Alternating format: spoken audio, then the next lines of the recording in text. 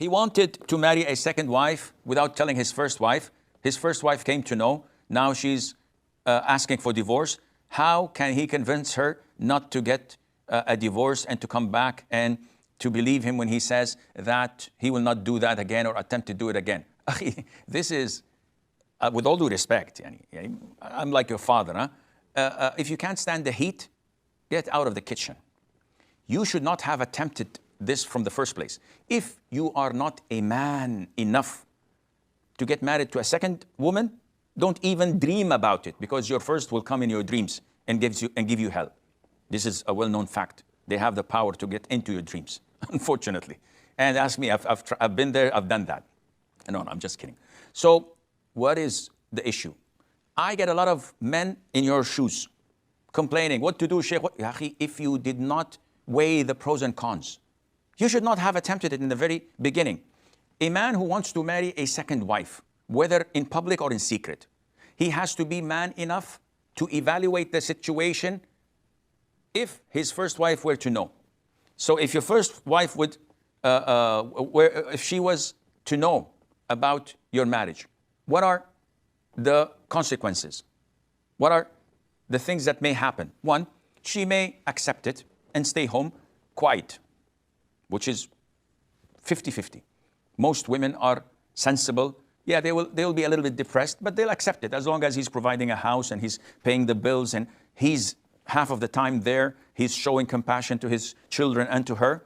So she's just losing him a day, every alternate day. To me, that's a good deal.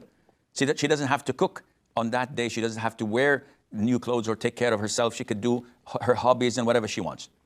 50% of women are sensible. There are the other 50% that would, blow a fuse and they would go haywire.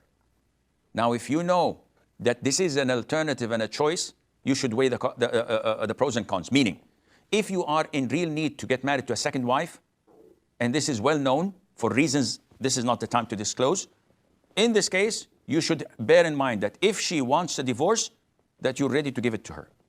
Because it's her fault that you're looking for a second wife. Maybe she's not fulfilling your desires. 95% this is the case. Maybe she's not taking care of you.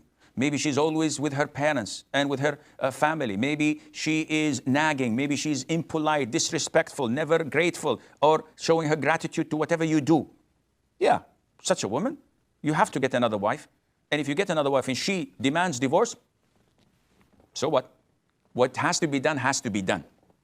But if you know that, no, she's a good woman, and I can't live with her, I can't live without the children, and I can live with a single wife, I can't get rid of the idea. So don't even attempt getting married to a second wife.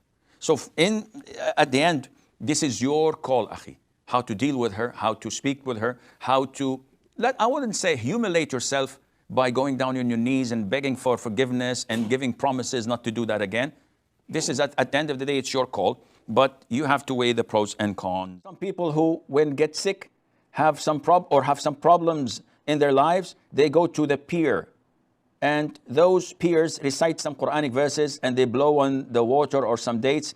They give it to that person and tell them to drink it or eat it. And your problem will be solved. Is it right or wrong? Some say that this is shirk. First of all, I don't know about these pirs. Are they legit?